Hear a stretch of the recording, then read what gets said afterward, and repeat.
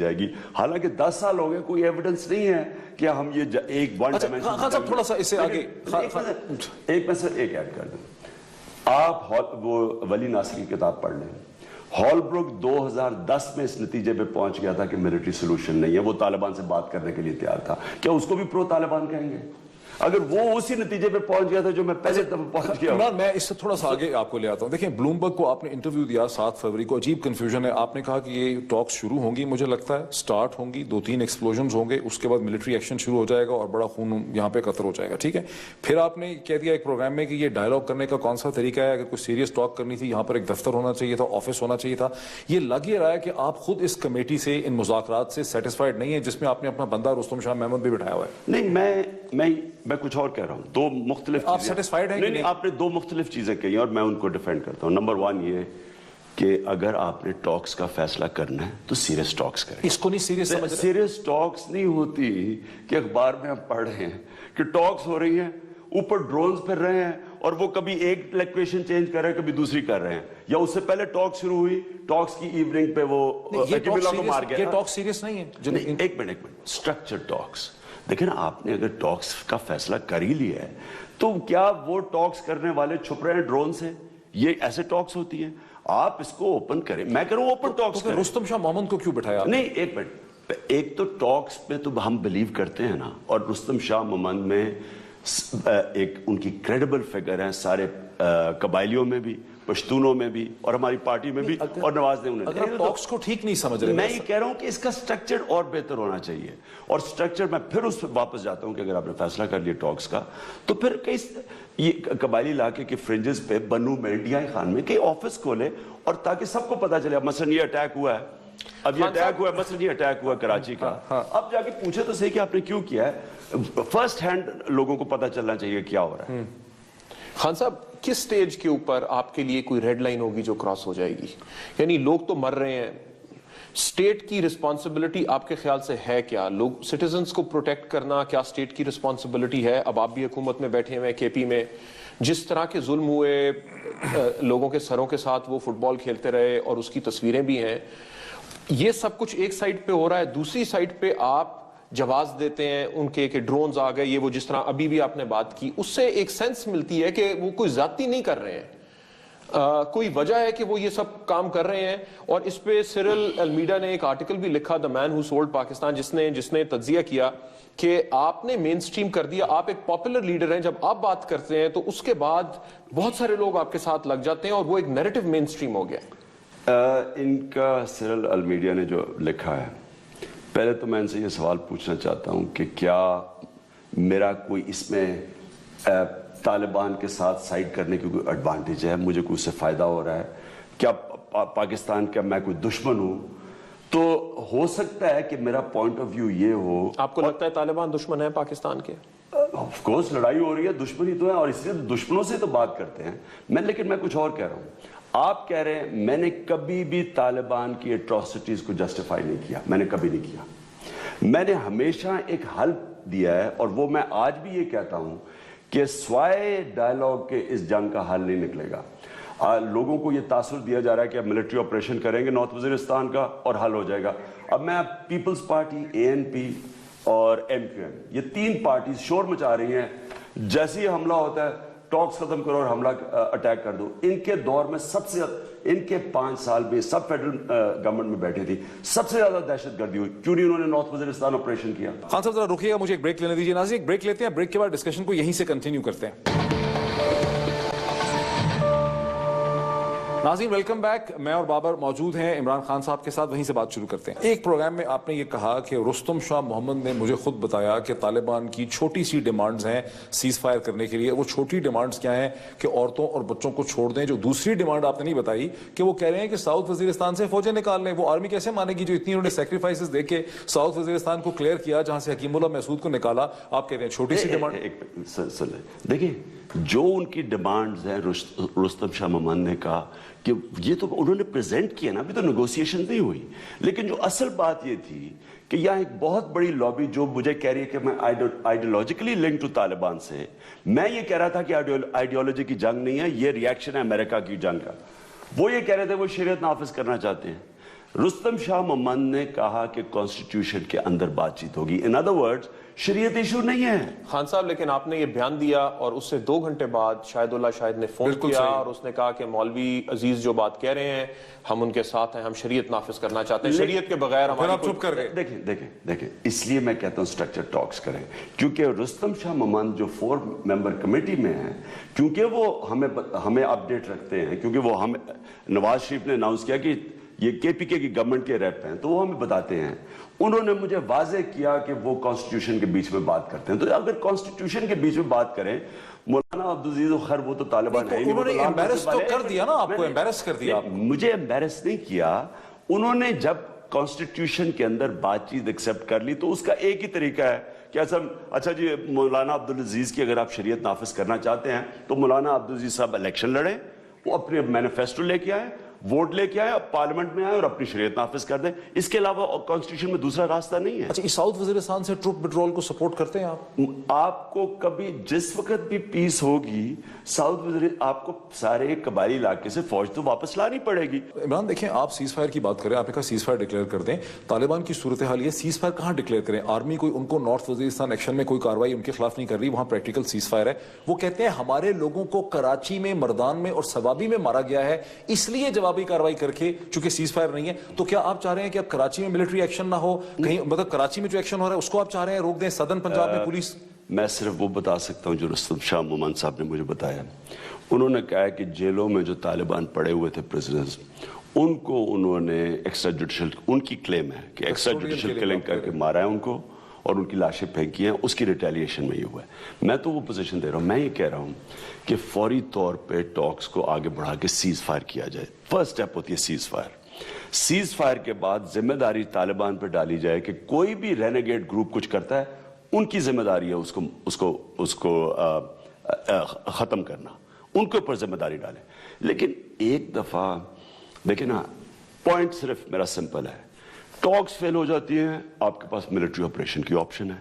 लेकिन अगर मैं कंप्लीट कर लूं, अगर आपका मिलिट्री ऑपरेशन कामयाब नहीं होता जिसकी 40% चांस है, तो क्या करें? ये क्या बात है? देखें, आपने ये बात कही कि 40% चांस है। एक तो लोगों का ये मौकफ है कि 40% तो ये बात की गई कि जो इफेक्ट होगा उसका वो शायद 40% हो मुल्क में, और एक और भी बहुत सारे आपको काम करने पड़ेंगे, गवर्नेंस करनी पड़ेगी, जस्टिस सिस्टम ठीक करना पड़ेगा, और 50 इसके कंपोनेंट्स हैं। एक तो लोगों का ये ख्याल है कि आपको बात सही समझ नहीं आई। ज्यादा मोर इंपॉर्टेंटली लोग इस पे नाराज हैं कि आप एक मैच लड़ने जा रहे हैं, आप एक टीम के कप्तान हैं। आप तो ये कहते थे कि अगर टीम जो है वो कॉर्नर टाइगर की तरह लड़े, आप यहां पे सारे मुल्क को ये बात बता रहे हैं कि जनाब जंग तो जीत नहीं सकते, तो सरेंडर कर दें, फिर इनके हाथ पे बैत कर लें जाके।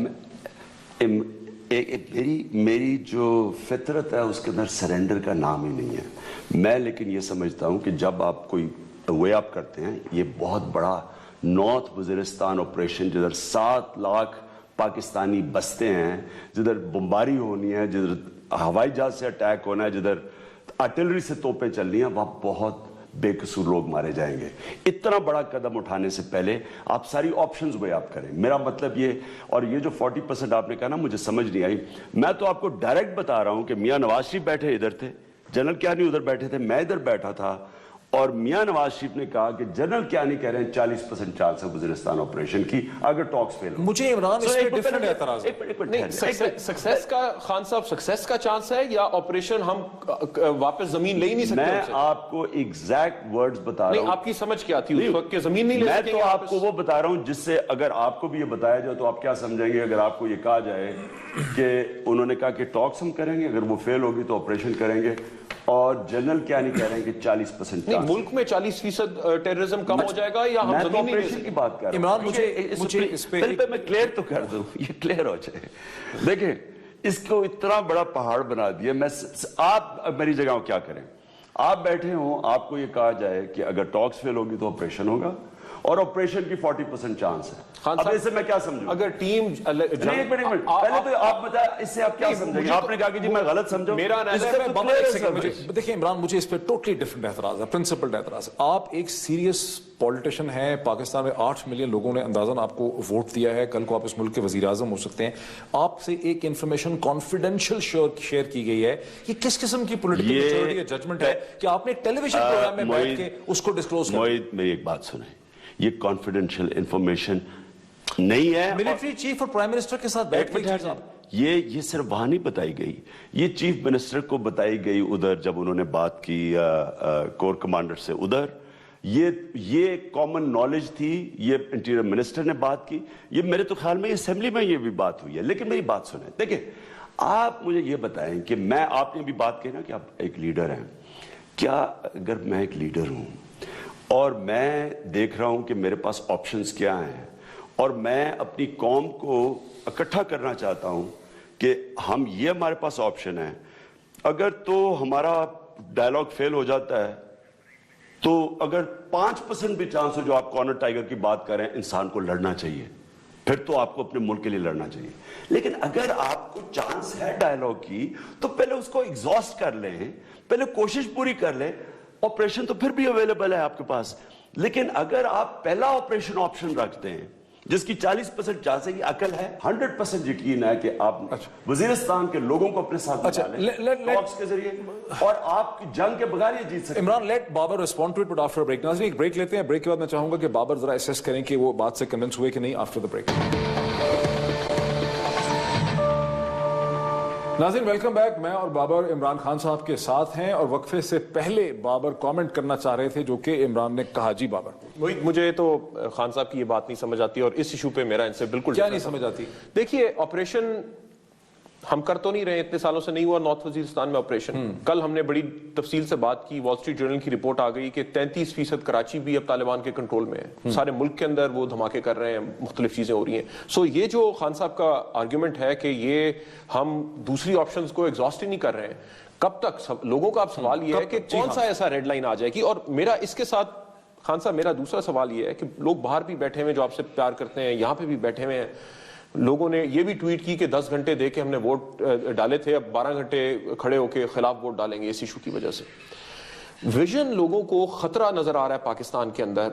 पोलियो टीमों के ऊपर अटैक हो रहा है, आपका इनिशिएटिव है, किसी तरफ नहीं जा रहा, वहां पे अटैक हो रहा है। कैलाश के ऊपर आपने ट्वीट की कि ये गलत है, लेकिन माइनॉरिटीज इनसिक्योर फील कर रही हैं, लश्कर जंगवी भी उनके ऊपर अटैक कर रहा है। उसके अलावा ये आपने ये भी ट्वीट की कि रिलीजन के अंदर जबरदस्ती नहीं कर सकते हैं। आपको सारी कहानी नजर आ रही है कि जबरदस्ती वाली बात अब बंदूक के सर पे बताया जा रहा है कि मजहब। हाँ, तो आप क्या विजन देखते हैं? अगर ये टॉक सक्सीड कर जाती है, पाकिस्तान का नक्शा क्या होगा 5 साल?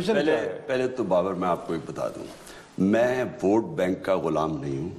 मैं जो अपना मेरा ज़मीर समझता हूँ और अल्लाह के सामने मैं समझता हूँ कि जो ठीक चीज़ है अपने मुल्क के लिए, मैं उसके लिए पॉलिटिक्स करता हूँ।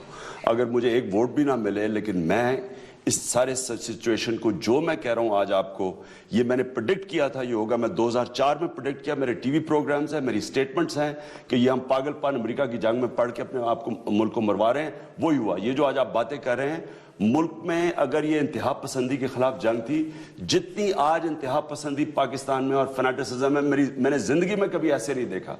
यानी इस वक्त एक तरफ से मुझे अटैक होता है कि लिबरल है, ये सेकुलर है, ये यहूदी लॉबी है, ये, और दूसरी तरफ से कह रहे हैं कि तालिबान खान। सर, ये तो सबके साथ हो रहा है, लेकिन विजन क्या है? बदनीयती के ऊपर हमने अपने आप को उसकी, और झूठ बोल के कि फॉरेन मिलिटेंट्स के अगेंस्ट है, उस जंग में पड़े।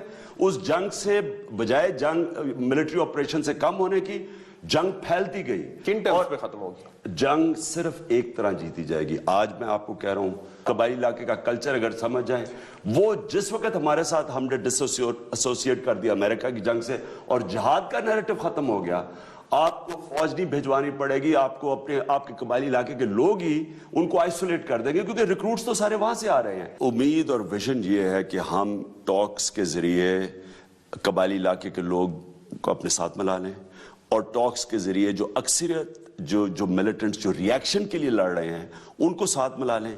कई ऐसे ग्रुप्स होंगे जिस तरह सेक्टेरियन ग्रुप्स हैं जो शिया के कत्ल कर रहे हैं और जो बिल्कुल फैनेटिक्स हैं, वो उनको आइसोलेट कर दें।